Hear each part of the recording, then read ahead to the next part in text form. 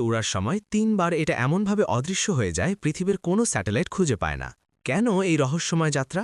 রহস্যের শুরুটা হয় গভীর রাতে। ৯,০০০ কেজি ওজনের এই বিস্ট গাড়িটিকে লেজার গাইডেড সিস্টেম ব্যবহার করে মিলিমিটার পর্যন্ত নিখুঁতভাবে বিমানের ভিতরে পজিশন ঠিক করে গাড়িগুলোকে ওঠানো হয়। সামান্য ভুলে পুরো বিমানের ভারসাম্য নষ্ট হতে পারে, তাই অভিজ্ঞ বিশেষজ্ঞরা ৪৫ মিনিট সময় নেন শুধু পজিশন ঠিক করতে। মাঝ আকাশে শত্রুপক্ষের নজরদারি এড়াতে সাধারণ রুট ছেড়ে সম্পূর্ণ ভিন্ন পথে ওড়ে এটি। ধরা পড়ার ভয়ে কোনো দেশে ল্যান্ড না করে আটলান্টিক ও ভূমধ্যসাগরের উপর দিয়ে ওড়ার সময় মাঝ আকাশেই জ্বালানি সংগ্রহ করে। গন্তব্যে পৌঁছানোর পর বের হয় একটি নয় বরং ৩টি হুবহু একই রকম গাড়ি।